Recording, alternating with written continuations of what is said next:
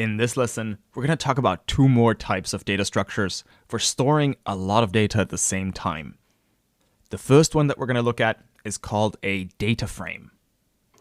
In this lesson's resources, you'll find included some fresh data. Let's upload this data to our Jupyter notebook. So change the tabs to your ML projects folder, and then click Upload, and then pick the lsd_math_score_data.csv file. Again, you'll find this CSV file in the lesson resources. After you've chosen this file, click Upload, and then head back into your Jupyter notebook. Here we're going to write the following code. We're going to write import pandas as PD, and then we're going to use pandas to read our CSV file. And we're going to store that information in a variable called data. So we'll write data is equal to pd.read_CSV, parentheses, single quotes, and then the file name, lsd_math_score_data.csv. Now, as you're writing this, make sure you don't have any typos in the file name. All the capitalization and the spaces matter, of course. Let's hit Shift-Enter and see what we get. What we're looking for at this stage are no errors. Now that we've done that, we can take a peek at our data variable. So let's print it out. Let's print out data. And we can do that by writing print, and then within the parentheses, we'll put data. And what you should see at this stage are 7 rows and 3 columns. Now, just like our lists and our arrays, our data variable here is holding onto this collection. However, the super neat thing here is the structure of this data. We've got our data structured in both rows and columns. Rows and columns, boys and girls, are what spreadsheet monkeys dream about at night. Now, as a challenge, can you find out what the type of this data variable is? I'll give you a couple of seconds. Here's the solution. We'll write type, provide our variable, hit Shift-Enter, and there we get the full name. Data is of type pandas.core.frame.dataframe. So the type of this variable is not int, and it's not float, and it's not an array, nor is it a list. It is of type dataframe. And that's how we'll be referring to it. We'll be referring to it by the short name. And the short name is the last bit at the end of this long name. Now, in terms of lingo, no programmer would say it is of type dataframe. They'll simply say this variable is a dataframe. This is the kind of language that you'll hear people use when they're referring to types. As we've said before, you can think of a data frame as a collection, but with a clearly defined structure. The data inside a data frame is structured in rows and columns, just like an Excel spreadsheet. And data frames are super common in Python, and you'll see data frames being used in many, many places. So it's a good idea to learn a couple of the tricks and a couple of the things that we can do with data frames. For example, we can grab a single column by providing the column name where before we were providing the index for a list or an array. So if I write data open square brackets, I can put the column name between some single quotes inside these square brackets.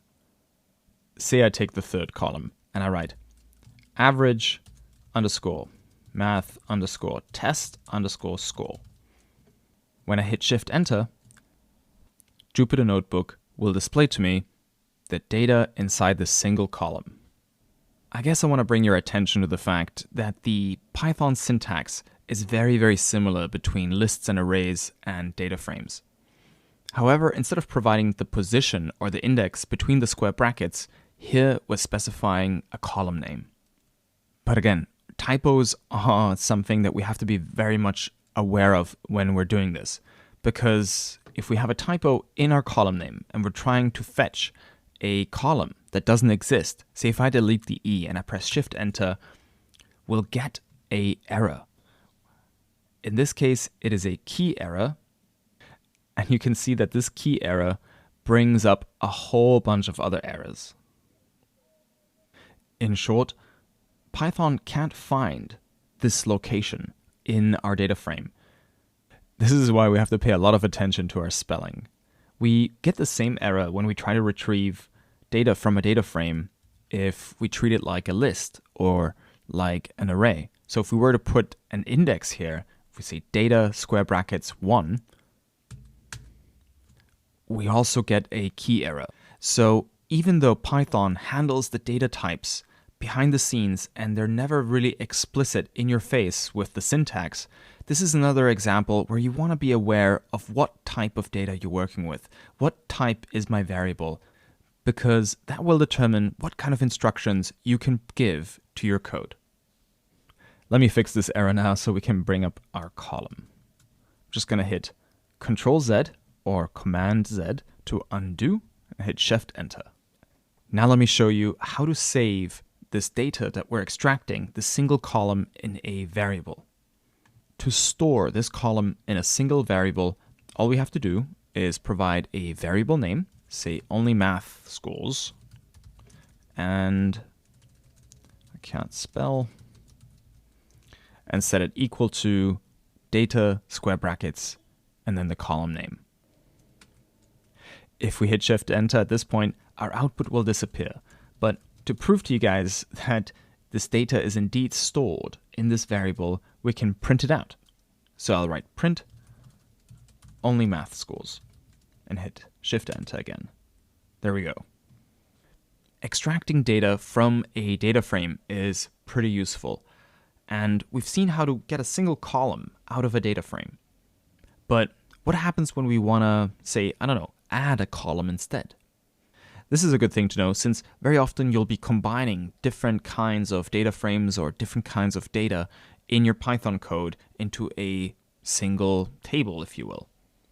Remember how we selected a column by its name from the data frame? We use the name of the column between the square brackets. Let me copy this entire line and paste it in the cell below.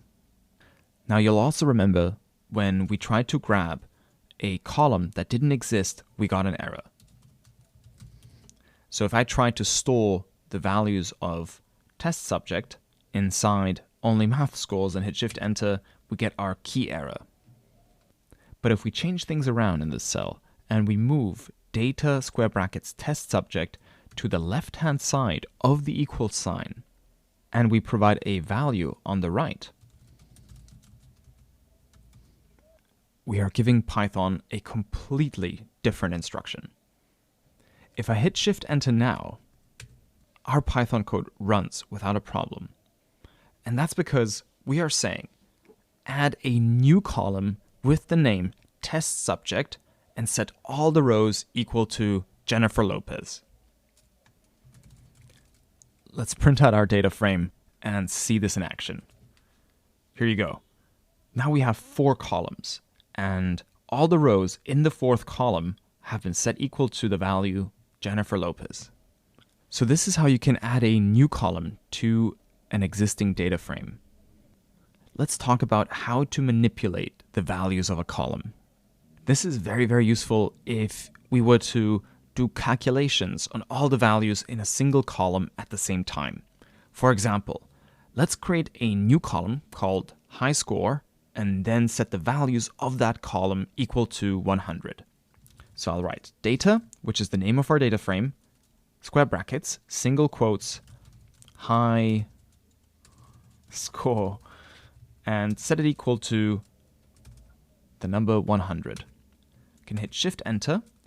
I can print out my data frame, take a look at it now, and here we see that high score on my 13-inch screen here shifts down and is displayed a little bit below, but it's still just the 5th row in the data frame. Now, as a challenge, see if you can figure out how to add all the values in the average test score column to the values in the high score column. In other words, overwrite the values that are currently stored in the high score column so that they equal 100 plus whatever is inside the column for the average test scores. And here's the solution. Using the notation that we know so far, we would set the existing high score column equal to the current value stored in high score plus the value stored inside the average math test score.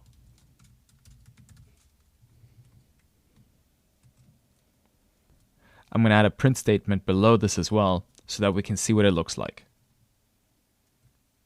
Hit Shift Enter, and here we go. All the rows inside the high score column have been updated to be equal to 100 plus whatever was stored inside the average math test score column. So when we look at this piece of code right here, we can see that this pattern is actually the same one that we've encountered previously. In the fourth cell down from the top, when we set my age is equal to my age plus 1. In this case, we were also using the current value of my age, doing a calculation with it, and then overwriting the value stored inside the variable with this new value. And this is exactly what's going on in this line too. So now that we know how to add two columns together, what if we wanted to say square the values inside this high score column? As a challenge, can you figure out how to update the data frame so that the values inside the high score column are squared? In other words, we'll want to multiply 178 by itself and then do the same thing for every other value in each row in this column. I'll give you a few seconds to figure this out. And here's the solution. We simply set data high score is equal to data high score times data square brackets high score.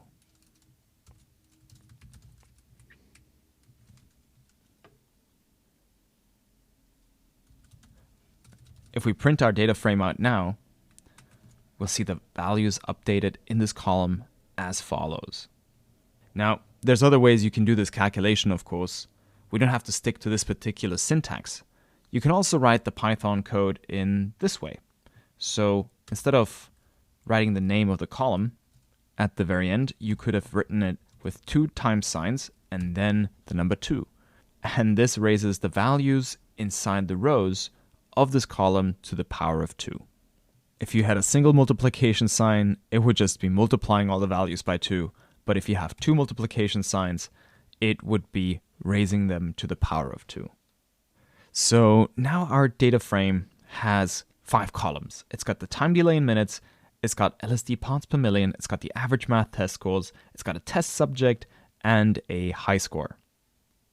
Previously, we've extracted a single column and stored it in a variable called only math scores. In these lessons, I've been harping on and on about data types. Would you like to venture a guess what the data type is for only math scores? What category does this variable belong to? Well, let's check it out. Let's write type only math scores. Hit Shift Enter, and there we see the type of this variable. The full name of the type, specifically. This variable is of type pandas.core.series.series. Now you might look at this and you might think this is a little odd, right? Because the type of our data variable is data frame. And previously we were working with lists and even arrays. And yet, when we extract a single column from this data frame, we end up with something of data type series. Now, there's no need to panic. A series is actually very, very similar to an array. But there are a few differences, which is why a series is a different category from an array. For example, the key difference is that a series is always only one column. It only has a single dimension. It cannot be a matrix like an array or a list. A series is much more restrictive. Also, a series can have an attribute, like a name. You'll actually see this attribute when we print it out, only math scores. Down here, you'll see that the name is basically the column heading. Now, some of you might be asking themselves, why are you telling me this? Why is this interesting and why does it matter? Well, by checking up on these data types, we've actually just made a discovery. We've made a discovery about the nature of data frames. A Pandas data frame is essentially made up of a collection of series. Each column in the data frame is a series. Average math score is a series, test subject is a series. Every single column is a series, and together they make up a data frame. And this brings us to a point where we've talked about quite a few different kinds of data structures. We've introduced you to arrays, lists, data frames, and series. And we know that a data frame is made up of series. And we also know that a series can only have one column of data, while a data frame, in contrast, has 2 dimensions because it has both rows and columns.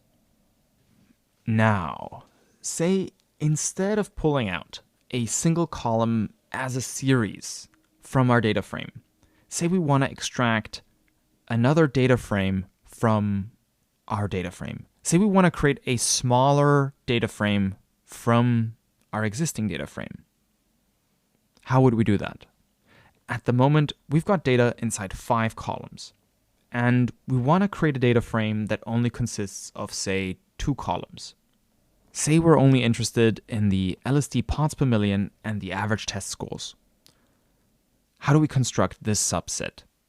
Well, first, let's create a list of the columns that we care about. Do you remember how to do that? As a challenge, can you create a list called column list and put 2 pieces of data inside of it? Put the LSD parts per million header and the average math score column header inside this list variable. Here's the solution.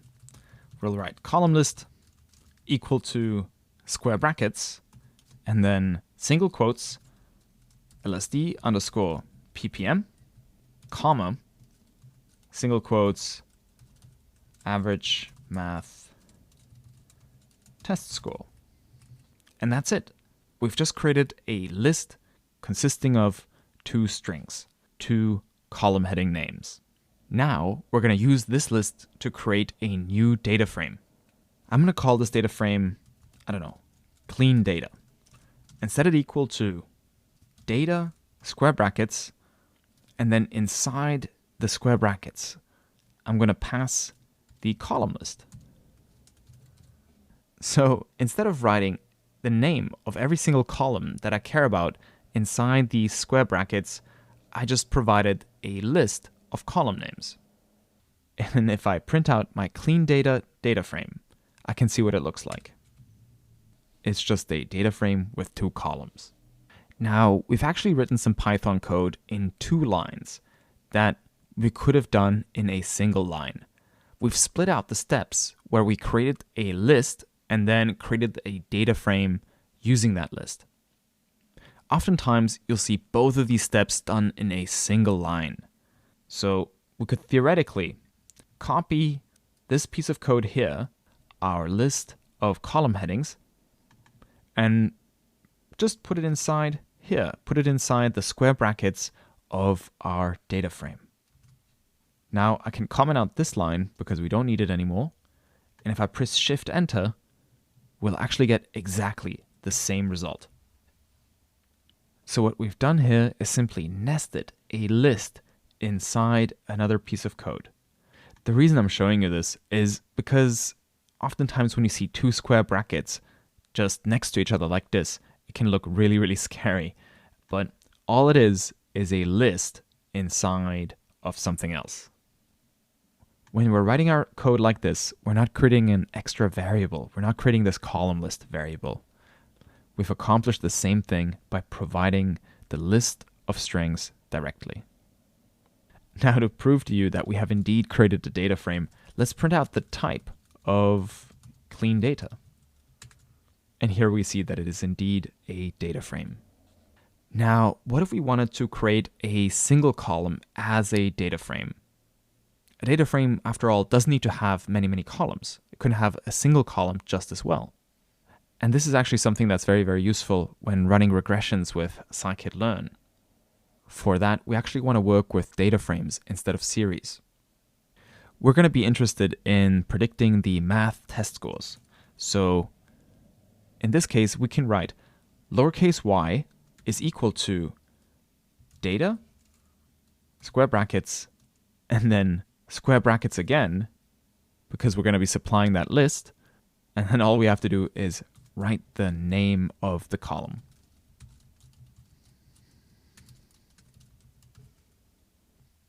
We're still passing in a list here, but in this case, it's a list with only one item.